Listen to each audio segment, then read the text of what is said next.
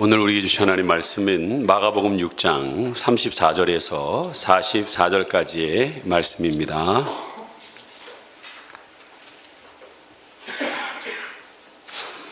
마가복음 6장 34절에서 44절까지의 말씀 한 절씩 교독하겠습니다. 예수께서 나오사 큰 무리를 보시고 그 목자 없는 양 같음으로 인하여 불쌍히 여기사 이에 여러 가지로 가르치시더라.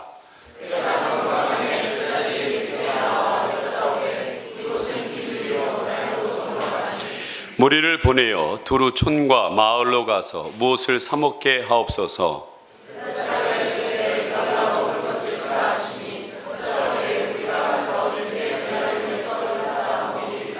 이르시되 너희에게 떡 몇 개가 있는지 가서 보라 하시니 알아보고 이르되 떡 5개와 물고기 2마리가 있더이다 하거늘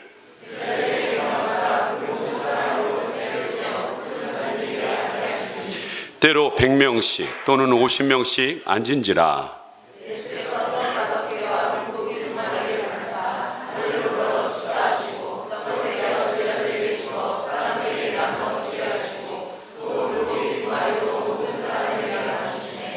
다 배불리 먹고 다 같이요. 떡을 먹은 남자는 5,000명이었더라. 아멘. 우리 옆에 있는 분을 인사하겠습니다. 빛이 있으라. 빛이 있으라. 오늘 부활 공동체라는 제목을 가지고 말씀을 나눌까 합니다. 오늘날 기업은 자기 기업의 정체성을 드러내기 위해서 나타내고자 로고를 만듭니다. 이 로고를 보면 그 단체가 하는 꿈과 이상을 알 수가 있습니다. 지금부터 몇 개의 로고를 보여드리겠습니다. 이 로고가 무엇을 표현하는지 한번 살펴보도록 하겠습니다. 자, 첫째 로고입니다. 무슨 회사 로고죠? 벤츠라는 회사의 로고입니다. 이 모양에 보면 별 모양이 나옵니다. 꼭지점 3개가 나오는데 이 꼭지점은 하늘과 육지와 또한 바다를 상징하고 있습니다. 그 중앙에 우리는 세상에서 가장 영향력 있는 자동차를 만들겠다라는 최강의 자동차를 만들겠다는 벤츠사의 의지가 담겨 있습니다. 두 번째 로고입니다. 여러분 보셨습니까? 쿠팡이 아닙니다. 우리나라에는 쿠팡이 보편화되어 있지만 미국엔 아마존.com이 보편화되어 있습니다. 근데 이 로고에 보면 밑에 뭐가 있습니까? 화살표가 있죠. 근데 어떤 모양입니까? 웃는 모양입니다. 이것은 이 회사의 고객들에게 웃음을 주고 만족을 주겠다는 의지이며 또한 이 화살표가 어디에서 어디로 상징하고 있습니까? A에서 Z까지. 우리 회사는 알파벳 A 시작서부터 끝 Z까지 모든 물건을 다 여러분에게 공급할 수 있습니다 라는 여러분 로고의 표현입니다. 이번에 여러분 한번 주의 깊게 보시기 바랍니다. 퀴즈를 낼 겁니다. 자, 보십시오. 이거 아닌데 우리 하리가 만들었는데 저장을 안 해놓고 했구나. 참. 다시 넘기세요. 어쩔 수 없어요. 저가 이제 저희 얼굴 이렇게 모양이 나와다가 이게 불꽃 있는 게 이게 어느 회사 로고입니까? 라고 질문을 내려고 했던 거예요. 그래서 벽 개수가 잘려져 있는 건데 여러분 드러나 버렸어. 이 회사는 벽 개수 스파 회사입니다. 꼭 여러분 이건 찔진방이라고 해야 되나 목욕탕이라고 해야 되나 사우나라고 해야 되나 고민할 필요 없습니다. 가서 씻으면 됩니다. 자, 마지막 로고는 아니지만 여러분에게 매우 중요한 그림 하나를 보여드리겠습니다. 이 그림은 도대체 어디에 있는 그림일까요? 넘기십시오. 어디에 있는 그림입니까? 우리 1층 카페에 있는 그림입니다. 이 그림이 상징하는 게 뭘까요? 오병이어라는 그림을 상징하고 있습니다. 근데 왜 저 큰 그림이 왜 우리 1층에 벽에 떡하니 5m, 1m 80 큰 그림이 붙여 있을까요? 이 그림이 우리 교회에 온 사연이 있습니다. 그것은 장원진 집사님이라는 분의 가정을 신방을 갔는데 그 집에 화보집이 있는 거예요. 근데 그 화보집을 보고 저희 아내가 눈물을 쭉 흘렸어요. 그랬더니 우리 장원 집사님이 그 스승이신 신동훈 화백님께 저희 교회 사모님이 그 화보집을 보고 감동의 눈물을 흘렸습니다 라고 전화드렸더니 그림 한 점 보내주겠다고 그랬어요. 그래서 저는 요만한 크기의 그림이 오는 줄 알았어요. 그랬더니 5m에 1m 80의 그림이 왔습니다. 이 그림을 왜 우리 교회에 줬을까? 이 그림이 주는 의미는 무엇일까? 저는 가끔 가다가 여러분 안 계실 때 가만히 쳐다봅니다. 그러는 가운데 한 미국의 토렌스 좋은교회 김바울이라는 지금은 원로 목사님이 되신 그분이 세우시면서 자기 교회의 로고를 만들었는데 그 로고를 오병이어를 상징해서 만드셨어요. 그리고 그분의 책에 왜 오병이어라고 했는지에 대한 이유를 설명하고 있습니다. 한번 읽어드리겠습니다.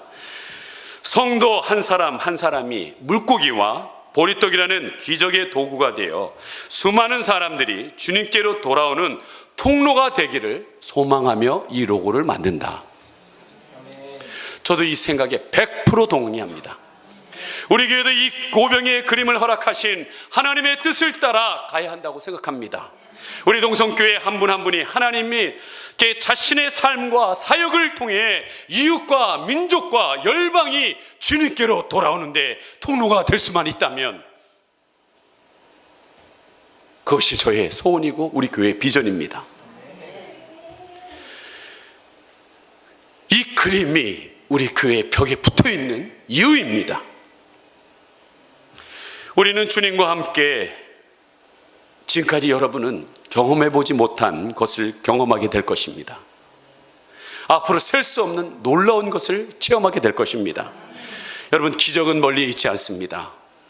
우리에게는 기적이겠지만 하나님에게는 상식입니다. 하나님은 기적이 일상입니다. 오늘 성전 이전과 함께 첫 부활 감사 예배를 드리고 있습니다. 너무나 감격스럽고 고맙고 하나님께 감사합니다. 여러분 한 사람 한 사람이 기도와 헌신과 물질을 통하여서 오늘 이 기쁨의 자리가 있다고 생각합니다.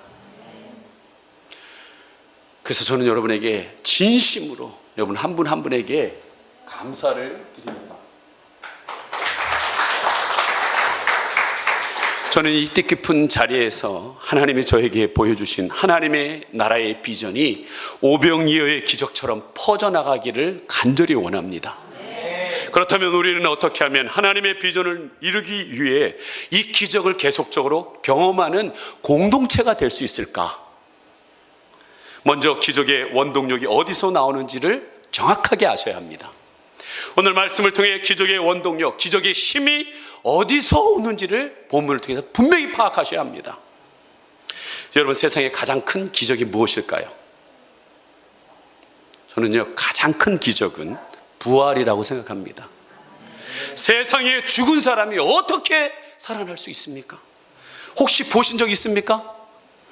구약에는 엘리야가 머물고 있던 집에 아이가 죽음을 인하여서 그 어머니가 애타는 마음으로 살려달라고 했을 때 엘리야가 그의 아이를 살려냅니다. 신약에는 예수님이 죽은 지 3일이나 된 나사로를 하나님의 영광을 위해서 살려냅니다. 가장 최근에는 욥바에서 선행과 구제를 많이 한 도루가라는 여인을 베드로가 가서 살려냅니다. 그것이 여러분 사도행전 전하는 지금 마지막으로 전하는 말씀입니다. 이제 내일 다음 주서부터는 이것을 진행해서 계속 사도행전을 나가게 될 것입니다. 그럼 우리는 왜 이런 기적이 우리에게 일어나지 않느냐라는 겁니다. 우리의 삶에 일어나는 부활과 같은 기적을 일으키는 원동력이 어디에 있냐라는 거예요. 여러분, 첫 번째는요, 따라해 보시기 바랍니다. 의존입니다. 더 크게 얘기하십시오. 의존입니다. 보통 기적을 무엇이라고 얘기합니까? 사전적 의미는 상식으로는 생각할 수 없는 기이한 일, 신비한 일이라고 얘기합니다. 종교적으로는 신에 의해서 행해졌다고 믿어지는 불가사의한 현상을 말합니다. 그렇습니다. 보통 기적이라고 하면 자연적인 현상이 아닌 초월적인 현상으로 일어나는 것을 말합니다. 자연의 법칙에 의해 철저히 지배받고 있는 이 인간이 기적을 일으킬 수 있을까? 불가능입니다. 만약에 인간이 할 수 있는 것이라면 기적이라고 말하지 않지요. 우리가 결코 기적을 일으킬 수 없습니다. 그렇다면 우리가 기적을 보기 위해서 해야 할 일은 무엇이냐는 거죠. 그것은 기적의 주체자이시고 초월적인 능력을 가지신 전능하신 하나님을 바라보고 그분을 신뢰해야 된다는 거예요. 온전히 그분을 신뢰해야 된다는 거예요. 그래야 하나님의 기적이 우리를 통해서 임하게 됩니다. 오늘 본문에 오병이의 기적을 보게 됩니다. 혹 오병이어가 뭐냐고 하시는 분들이 있을 것입니다. 오병, 떡, 보리떡 5개, 물고기 2마리, 여자 아이 빼고 5,000명의 남자가 먹었다라고 오늘 말하고 있습니다. 어느 날 수많은 백성이 예수님께 몰려오고 있습니다. 무리가 예수님께 몰려오고 있습니다. 왜 몰려왔을까요? 마태복음 6장에 보면 예수님이 12제자를 둘둘씩 짝지어서 보냅니다. 그리고 하나님의 나라의 복음에 대해서 전파하라고 합니다. 그리고 가서 많은 그들 안에 있는 귀신들을 쫓아내기 시작합니다. 그들 안에 있는 병들이 치유되는 역사가 일어나기 시작합니다.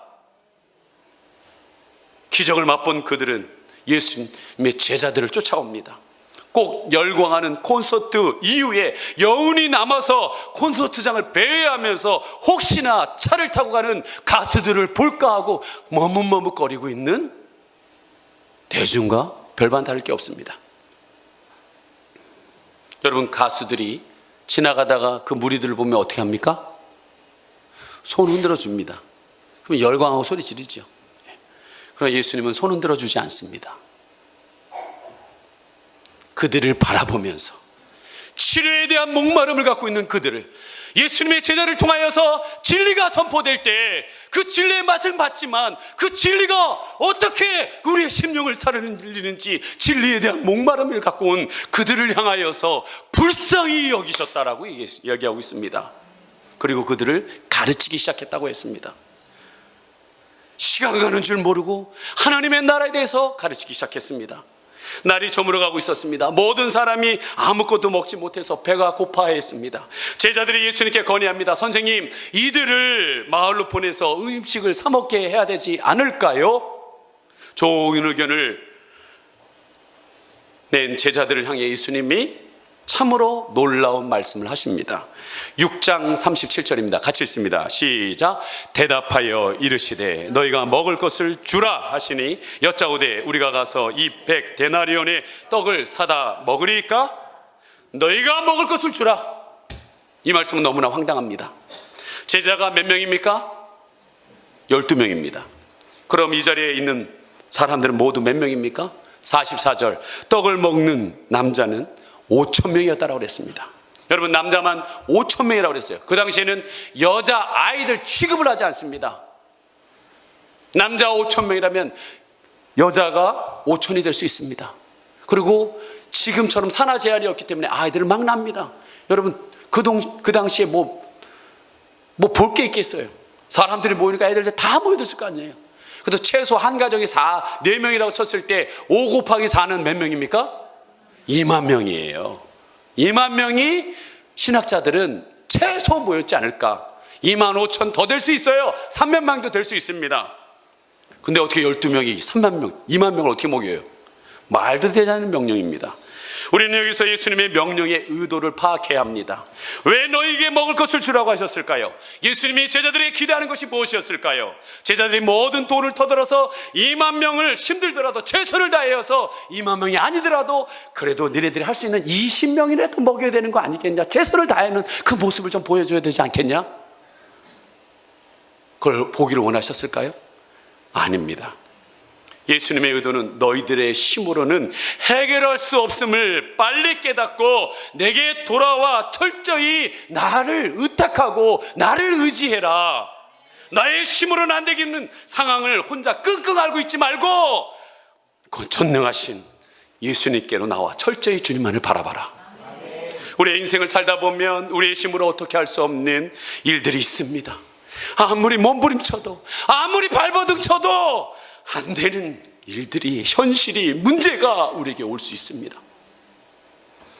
모든 인생의 주관자이신 하나님이 허락하신 환경이긴 하겠지만 왜 하나님이 이런 현실과 이런 문제를 내게 왜 허락했는지 알 수가 없습니다.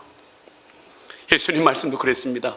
우리의 힘으로는 감당할 수 없는 일을 시켜야지 200데나리온밖에 없는 우리에게 2만 명을 어떻게 먹이라고. 이번에 컨퍼런스에 갔는데 꽁투를 하더라고요. 대왕마마가 나오고 그 상궁들, 후궁들이 나와서 연극을 하더라고요. 근데 그 대왕마마가 그러더라고요. 어떻게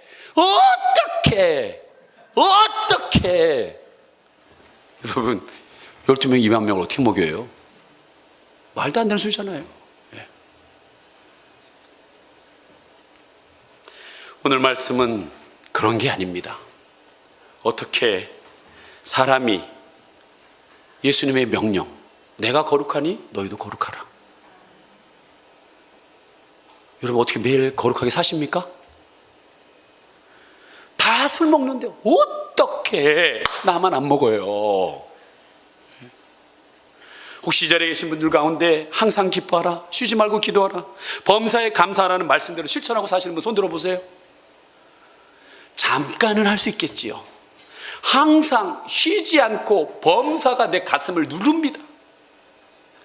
그렇게 하고 계신 분은 아무도 없을 것입니다. 예수님이 우리에게 이런 명령을 하시는 의도가 무엇일까요? 그것은 우리의 힘으로 지킬 수 없다는 사실을 빨리 깨달으라는 거예요. 그럼 지키지 못할 말씀을 왜 해가지고 마음의 부담을 갖게 만드냐는 겁니다. 좌절하고 주시라는 말씀입니까? 근데 왜 다 지키라고? 하나님의 말씀은 1.1획 하나님 흐트림없이 진행된다고 말씀했습니다. 그러나 우리의 힘으로는 할 수 없다는 것을 빨리 인정하고 내가 주님 안에, 주님이 내 안에 있을 때 가능하다는 거예요.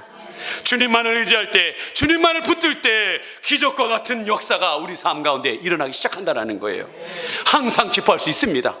쉬지 않고 기도할 수 있습니다. 표현하진 않지만 범사의 생수의 강이 내 속에서 흘러 넘침으로 인하여 기뻐하고 감사하고 찬양할 수 있습니다. 무한하신 하나님의 은혜가 오늘 이 시간에도 하늘의 문을 여시고 하나님께서 은혜를 흘러 보내주신다면 우리는 주님 안에서 그걸 할 수 있습니다.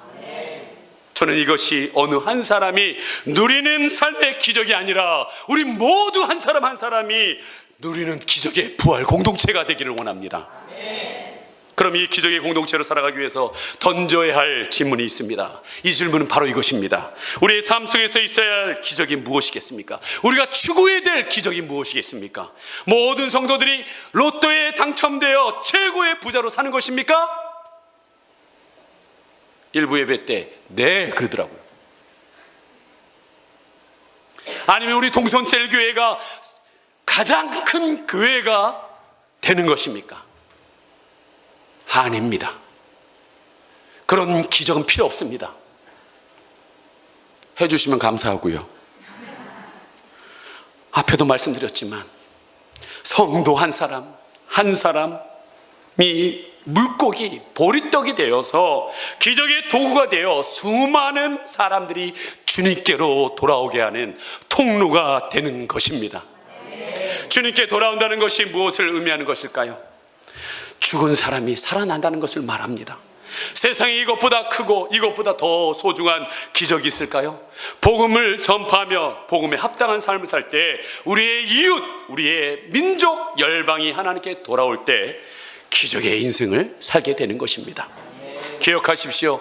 기적의 원동력은 기적의 근원이신 하나님에 대한 절대적인 신뢰에 있습니다. 그분을 신뢰할 때 죽음 같은 모든 문제 가운데도 우리는 부활할 수 있습니다.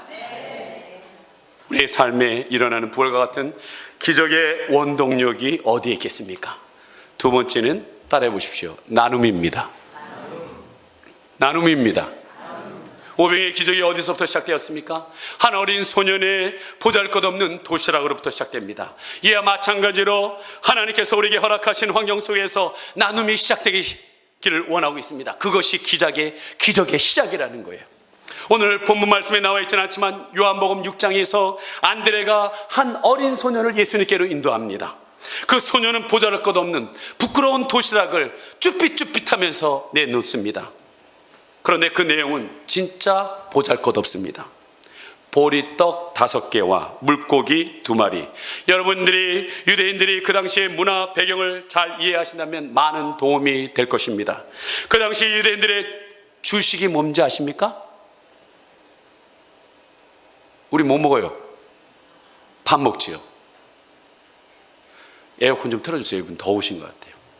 은혜의 열기가 막 쏟아 올라오는 것 같아요. 그 당시에 사람들이 뭐 먹었을까요? 예? 빵을 먹었어요. 빵을요. 빵이 뭐예요? 밀이지요. 밀. 예. 밀로 빵을 만들어 먹었습니다. 그러나 너무나 가난한 사람들은 보리로 떡을 만들었습니다. 왜냐하면 보리는 밀의 3분의 1 정도의 가격에 밖에 안 됩니다. 저는요, 어릴 적에 우리 부모님이 많이 싸우는 소리를 듣고 자랐습니다. 싸우는데요, 우리 어머니 얘기가 그거예요. 왜 생활비를 안 갖다 주냐는 거예요. 그게 웃을 일입니까? 살 수가 없다라는 거예요. 그러면 여지없이 어머니는 얘기합니다. 쌀을 팔아와야 된다고. 쌀을 팔아와야 된다고. 쌀을 팔아와야 된다고. 저는 생각했어요. 어디 창고에 쌀을 숨겨놓고 왜 안 갖고 오는 거야? 내 수업료도 못 내가지고 선생님한테 애들 앞에서 망신당하고 있는데 왜 안 팔아 갖고 오는 거야 이거를. 10만 먹었으면 좋겠는데 왜 호락국만 맨날 먹는 거야. 나중에 한 일이지만 쌀을 판다는 말이 전라도 말로 사와야 된다는 얘기더라고요. 군대 갔다 온 데 알았어요 제가. 진작 얘기했으면 내가 기대로도 안 할 것을. 예. 여러분 보리떡을 만들어 먹으면 목에 걸립니다. 그래서 가난한 사람들이 먹는 음식입니다. 지금이야 건강을 위해서 작곡 먹지 예전에는 부자가 먹지 않았습니다. 이 소년의 도시락에 보리떡 5개가 있었다는 것은 얼마나 가난하다는 것을 말해줍니다. 그리고 이 물고기 2마리가 우리가 생각하는 물고기인 줄 아십니까? 어부들이 물고기를 잡습니다. 상품성 있는 거 걷어냅니다. 잡어들을 부둣가에다가 그냥 귀찮으니까 버려버립니다. 이런 초라하기 짝이 없는 보리떡 5개와 물고기 2마리로 무엇을 했을 수 있을까요? 과연 이것이 무슨 우리의 인생의 보탬이 될 수 있을까요? 대부분의 사람들은 비웃음과 함께 이 도시락을 내쳤을 것입니다. 그런데 예수님은 그 도시락을 받았습니다. 하찮은 여러분을 받아주셨습니다. 연약한 저와 여러분을 받아주셨습니다. 아무 쓸모없는 여러분을 받아주셨습니다. 그리고 나누셨습니다. 나누고 나누는데 그 물량이 점점 떨어지는 것이 아니라 늘어나는 거예요. 오늘 본문의 말씀에 결론이 내려있지 않습니까? 누가복음 6장 42절 44절 같이 한번 읽어보겠습니다. 시작. 다 배불리 먹고 남은 떡 조각과 물고기를 12바구니 차게 거두었으며 떡을 먹는 남자는 5,000명이었더라. 모두가 배부름을 느꼈습니다. 그리고 먹은 남자가 몇 명이라고요? 5,000명. 여기서 모두 오병의 기적을 먹는 것에만 관심을 두고 말하는 게 아니라는 거예요. 이 오병의 사건을 통해 예수님은 말씀하고 싶은 게 있었어요. 그게 뭡니까? 하나님의 나라입니다. 오직 예수님만을 통해서 하나님의 나라가 오게 되어 있습니다. 오직 하나님의 나라는 모든 결핍과 부족함이 없습니다. 진정으로 풍요로움을 느낄 수가 있습니다. 진정 자유를 얻을 수 있습니다. 진정 평안을 느낄 수 있습니다. 오병의 기적을 통해서 이걸 가르쳐 주시길 원하는 거예요. 우리가 진정한 풍요로움을 느끼기 위해서 예수님의 손에 잡혀야 합니다. 보리떡 같고 물고기 2마리 같은 여러분이 예수님의 손에 잡혀야 됩니다. 그리고 예수님이 축사하셔야 됩니다. 축복하셔야 합니다. 사는 게 아닌 인생이 아니라 이 땅에서도 하나님의 나라를 누릴 수 있다는 것을 알려주고 싶었습니다. 이런 엄청난 기적이 어디서부터 시작되었습니까? 너무도 가난한 소년의 보잘것없지만 이 소년에게는 너무도 소중한 도시락을 나누기 시작할 때 역사가 일어났다는 겁니다. 우리는 반드시 기억해야 합니다. 하나님의 나라는 이런 나눔을 통해서 확장되고 이루어져 가고 있습니다. 참으로 어리석은 것은 많은 사람들은 내가 많이 가지고 있어야 나눌 수 있다고 생각합니다. 혹시 이 자리에 이런 생각을 하고 계신 분 안 계십니까?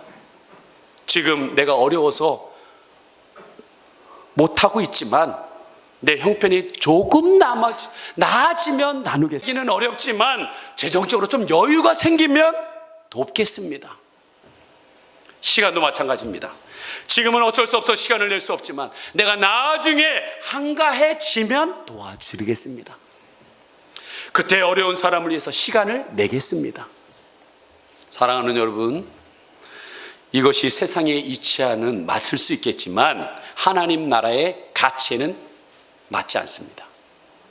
저는 오늘 여러분에게 명언을 소개하고자 합니다. 저를 한번 따라해 보시기 바랍니다. 많아야 나눠줄 수 있는 것이 아니라 나누다 보면 많아집니다.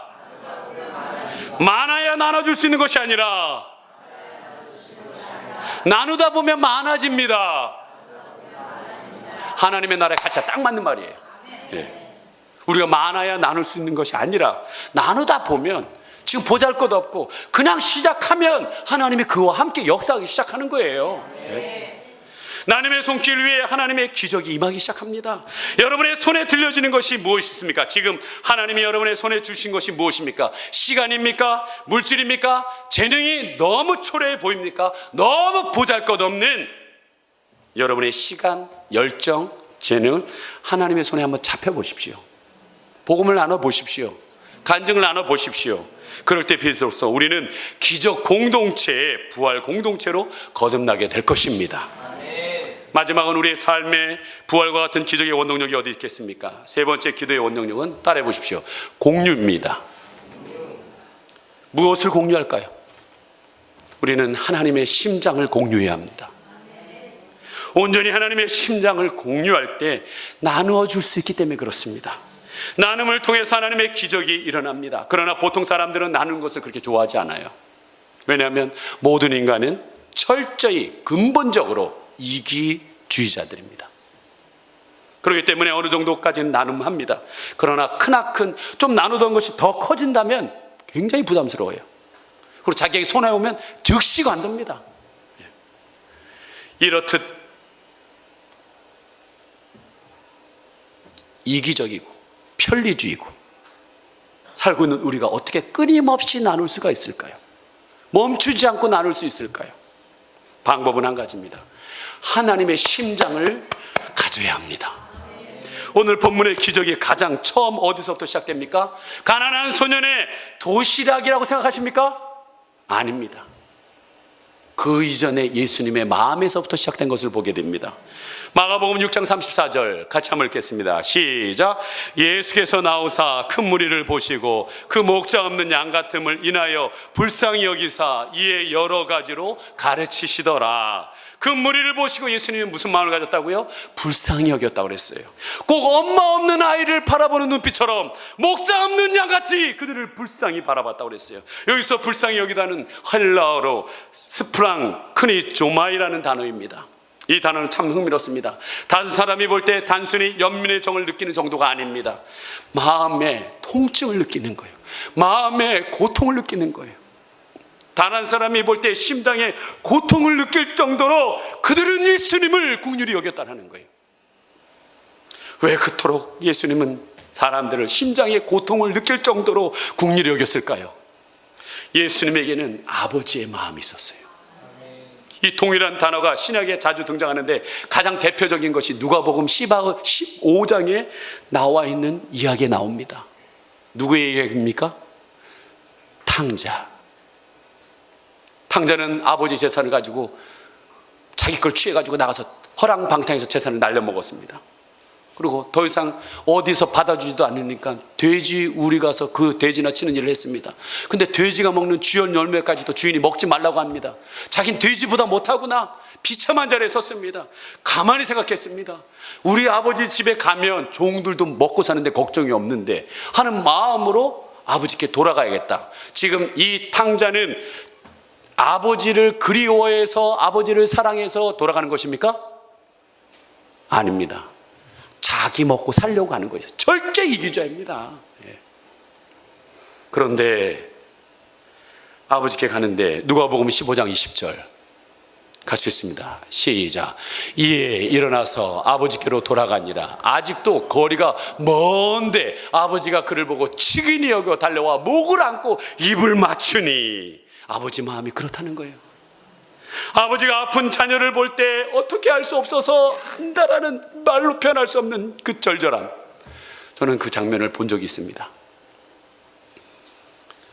우리 나은소리가 고열로 인하여서 동탄 한림병원의 응급실에 그 파란색 의자에 긴 여러 하시잖아요. 거기에 아이가 누워 있는데 엄마가 오열하는 거예요. 아빠는 뭐라고 표현할 수 없지만 저는 그때 뭔가는 느꼈어요. 저게 아버지의 마음이다. 엄마는 울음으로 표현하긴 하더라도 아버지는 표현도 못하고 절절히 젖어오는 그 심장의 아픔, 이 딸을 위해서 해줄 수 있는 게 아무것도 없는,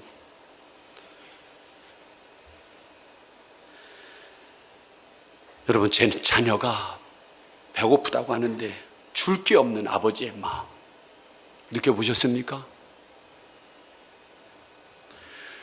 저희 집은 매주 토요일마다 9시에서 10시 사이에 제가 라면을 끓여가지고 거기다가 누룽지를 얹어가지고요 이 목양실로 배달 옵니다. 그러면 저희 아내와 딸 3명이 쪼르륵 나와서 그걸 다 먹어요. 봤죠? 공찬호 형제? 네. 제가 왜 요즘 매주 하고 있어요. 왜 그러냐면 저희 아내가 토요일날 금요일까지 너무 일을 많이 해가지고 아파가지고 누워 있었어요. 근데 9시 정도에 누워 있는데 저도 그 옆에서 그냥 누워 있었죠. 그런데 옷방에서 우리 사랑이가, 막내가 배고파 배고파 배고파 이러는 거예요. 근데 그 배고파 듣는데요 가슴이 저려와요. 진짜예요. 가슴이 저려오더라고요. 제가 그때 벌떡 일어나가지고 제가 할 수 있는 게 라면 끓이는 거니까 라면 끓여서 애들 먹이고 아내 먹이고, 그것이 매주 하고 있는 행사입니다. 지금. 네. 여러분, 모성애만 강하지 않습니다. 부성애도 엄청나게 강합니다. 저는 우리 자녀에게만 이것을 느끼고 있는 게 아닙니다. 작년 7주년을 맞이하여서 찾아간 말레이시아의 카멜론 하일랜드의 정글에 사는 오랑 아슬리 원주민들 보면서 그 어린아이들을 보면서 똑같이 느낍니다. 초등학교를 졸업한 애도 있지만 졸업하지 못한 애들이 평생 밀짚 모자를 뒤집어 쓰고 그 정글에 보이차 잎을 따면서 살다가 죽어가는 거예요. 그 소년 소녀들이. 비가 와서 감기 한번 걸리면 치료받지 못해서 그 병으로 시달리면서 누워가다 죽어가는 아이들을 보면서 가슴이 아픕니다.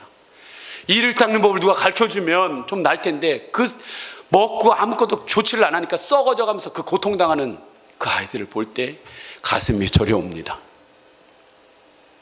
조금만 도와줄 수만 있었다면 우리 구한 말에 우리나라에 찾아온 미국 선교사님들처럼 아무것도 보이지 않는 이 어둠과 같은 땅에 그 선교사님들이 하나님 나라 복음을 전하시고 예수님 믿게 하고 하나님 백성들을 살도록 대학을 세우고 병원을 세우고 가르치고 치료해 줬더니 지금 우리가 이런 누림을 갖고 있는 거 아니겠어요?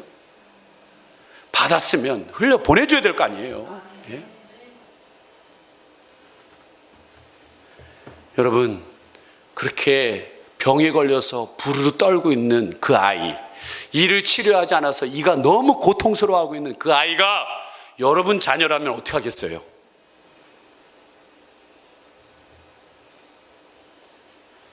가만히 있겠냐고요?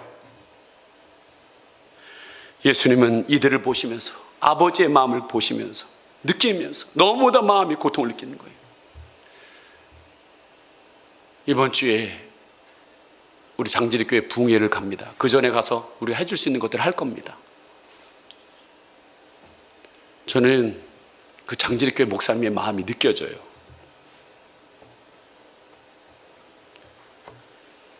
김포에서 목회를 잘 하시다가 제2동탄 신도시가 세워진다고 비전을 갖고 왔는데 성도들은 다 떠나가고 할머니 20여 분 남아 계시고 사모님도 그 시어머니 같은 분들 다 모시다 지쳐서 나도 내 인생 찾겠다고 나가버리는, 그리고